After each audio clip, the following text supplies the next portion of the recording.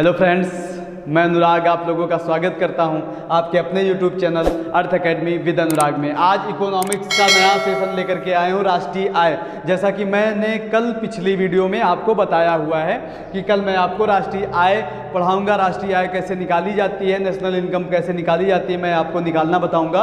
और इसके बाद ये आपका आर्थिक नियोजन भी आज ही की क्लास में होगा और नेक्स्ट क्लास में आपका पंचवर्षीय योजनाएं मैं एक वीडियो में, सेपरेट वीडियो में समझाऊंगा, ठीक है ना। आज का वीडियो में अगर मैं पंचवर्षीय योजना समझाता हूं तो थोड़ा सा वीडियो आज का लेक्चर बड़ा हो जाएगा, इसलिए मैं इसको कल के लेक्चर में रखता हूं। आज आर्थिक नियोजन को कवर करने का प्रयास करूंगा। तो ठीक है, देखते हैं क्या है राष्ट्रीय आय। राष्ट्रीय आय क्या होती है? National income. अगर प्रति व्यक्ति आय आपको निकालनी, जैसे कल मानव विकास सूचकांक की बात करी थी, कल मैंने मानव विकास सूचकांक, तो मानव विकास सूचकांक में प्रति व्यक्ति आय लेने के लिए बताया था ना। तो प्रति व्यक्ति आय निकाली कैसी जाती है?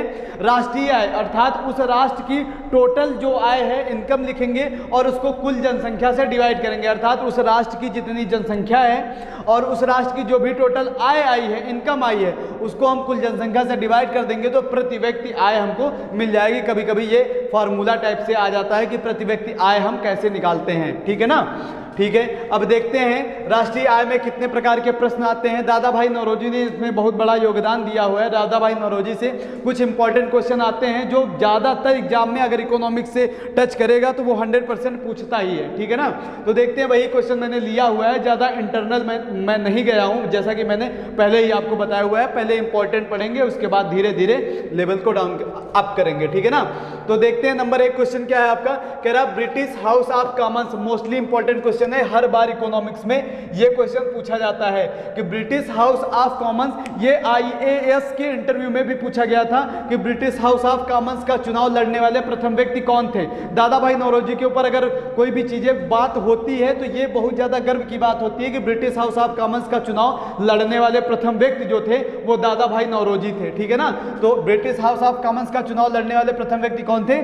दादा भाई नौरोजी, ठीक है। नेक्स्ट क्वेश्चन है आपका, भारत की राष्ट्रीय आय, भारत की राष्ट्रीय आय तथा प्रति व्यक्ति आय की गणना सर्वप्रथम किसने करी थी? तो इन्होंने ही करी थी, अर्थात दादा भाई नौरोजी ने 1867 से 1868 के बीच की ये बात है जब इन्होंने राष्ट्रीय आय तथा प्रति व्यक्ति आय की गणना करी थी। और उस समय इन्होंने जो अनुमान लगाया था वो 20 रुपये प्रति व्यक्ति आय आई थी, प्रति व्यक्ति, अर्थात एक व्यक्ति जो कमाता है 1867 से 1868 के बीच में 20 रुपया कमाता था भैया, ठीक है ना। 20 रुपया प्रति व्यक्ति आय 20 रुपया आई थी, जो कल मैंने अभी 2020 का आंकड़ा इसमें बताया है मैंने आपको कि 6000 समथिंग कुछ था, ठीक है ना। और वो पहले कितना था भैया? 20 रुपये प्रति व्यक्ति आय थी, ठीक है। नेक्स्ट चलते हैं। नेक्स्ट आपका कह रहा है राष्ट्रीय आय की गणना कौन करता है। अब राष्ट्रीय आय अर्थात नेशनल इनकम मुझे पता कैसे चलती, कौन इसकी गणना करता है? तो इसकी गणना आपका केंद्रीय सांख्यिकी संगठन सीएसओ करता है, ठीक है ना, ठीक है। नेक्स्ट आपका कह रहा है केंद्रीय सांख्यिकी संगठन की स्थापना कब हुई थी, अर्थात ये गणना जो करता है इसकी स्थापना कब करी गई थी? तो सन 1951 में इसकी स्थापना करी गई थी और 1951 से ही पंचवर्षीय योजनाओं का प्रारंभ हुआ था, ठीक है ना। पंचवर्षीय योजनाएं तभी से चलने लगी और जाकर के अभी नीति आयोग जब आया आपका तब ये पंचवर्षीय योजनाएं खत्म करी गई, ठीक है।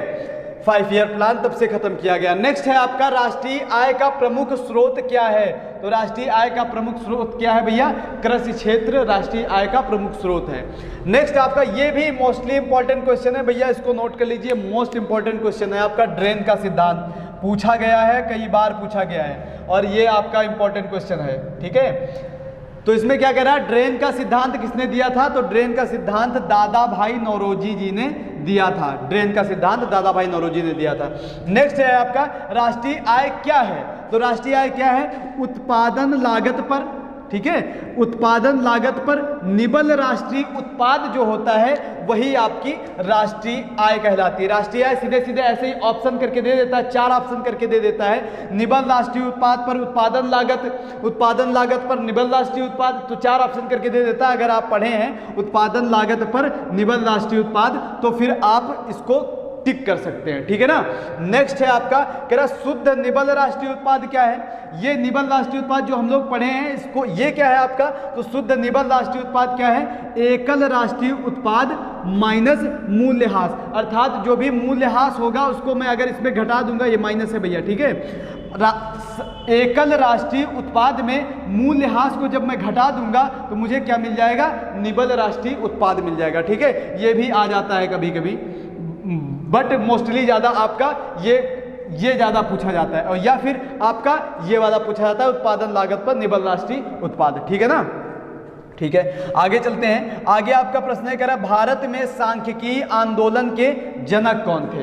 तो भारत में सांख्यिकी आंदोलन के कौन जनक है भैया, ये प्रशांत चंद्र महाल नोबिस, ठीक है, पीसी महाल नोबिस, पीसी महाल नोबिस इनको कहा जाता है। पंचवर्षीय योजनाओं में भी इनका योगदान था, ठीक है, पीसी महाल नोबिस। नेक्स्ट है आपका धन निष्कासन का सिद्धांत किसने दिया था, ये भी इंपॉर्टेंट क्वेश्चन है, इसको भी आप नोट डाउन कर लीजिए। धन निष्कासन का सिद्धांत इंपॉर्टेंट क्वेश्चन है, पूछा गया है। धन निष्कासन का सिद्धांत किसने दिया था, तो दादा भाई नौरोजी ने धन निष्कासन का सिद्धांत दिया था, ठीक है ना, दादा भाई नौरोजी। नेक्स्ट आपका आता है विश्व में सर्वप्रथम औद्योगिक क्रांति किस देश में आई है, तो सिंपल है, आपको पता ही होगा, इंग्लैंड में सर्वप्रथम क्या आई थी भैया, औद्योगिक क्रांति सर्वप्रथम इंग्लैंड में आई थी।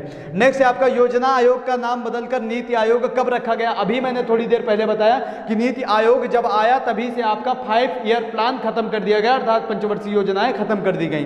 तो ये आपका कब हुआ, योजना आयोग का नाम बदलकर नीति आयोग कब रखा गया, 1 जनवरी 2015 में ये नाम रखा गया था। क्या, योजना आयोग का नाम बदलकर नीति आयोग रख दिया गया। और योजना आयोग का गठन कब हुआ था,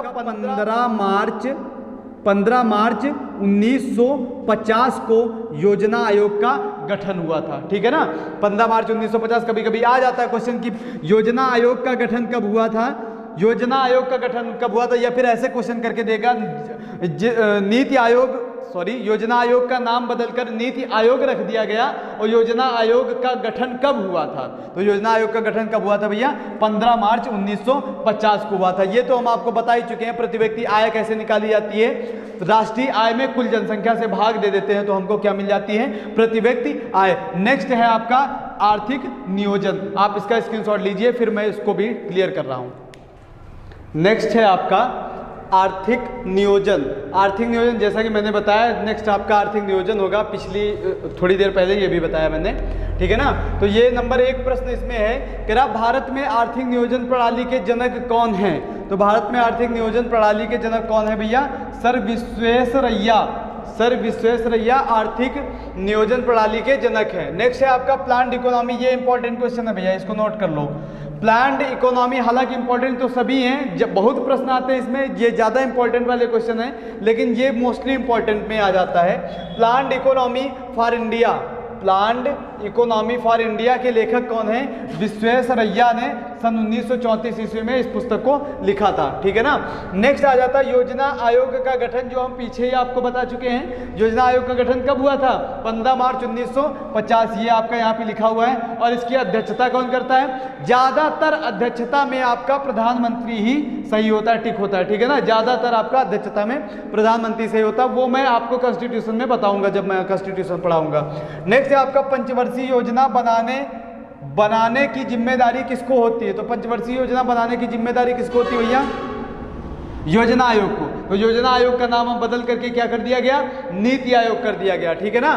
तो अब ये आपका 5 ईयर प्लान भी खत्म कर दिया गया है। नेक्स्ट आपका है पंचवर्षीय योजना का आखिरी अनुमोदन कौन करता है। तो आखिरी अनुमोदन पंचवर्षीय योजना का आखिरी अनुमोदन कौन करता है, राष्ट्रीय विकास परिषद। अब इसकी भी अध्यक्षता कौन करेगा भैया, प्रधानमंत्री जी करेंगे इसकी भी अध्यक्षता, ठीक है। ज्यादातर अध्यक्षता में प्रधानमंत्री आपका सही होता है। नेक्स्ट है आपका राष्ट्रीय विकास परिषद। राष्ट्रीय विकास परिषद का गठन कब हुआ था।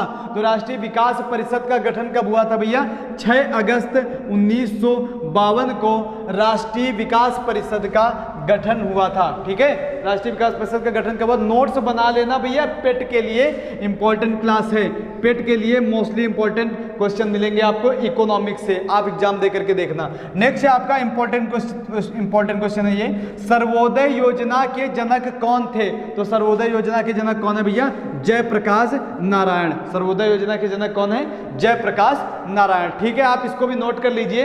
और मैं इसके बाद जो क्लास होगी इकोनॉमिक्स की वो पंचवर्षीय योजनाओं पर आधारित होगी। वो याद करने में ज़्यादा प्रॉब्लम होती, थोड़ा सा प्रॉब्लम होती है, मैं उसको थोड़ा सा हल्का कर दूंगा, ठीक है ना। तो कल मैं पंचवर्षीय योजना का लेक्चर इस पर अपलोड करूंगा और इसका स्क्रीनशॉट लेकर के आप नोट्स वगैरह बना लीजिएगा, पेट के लिए इंपॉर्टेंट क्लास है, ठीक है ना। तो मिलते हैं नेक्स्ट वीडियो में, तब तक के लिए जय हिंद जय भारत।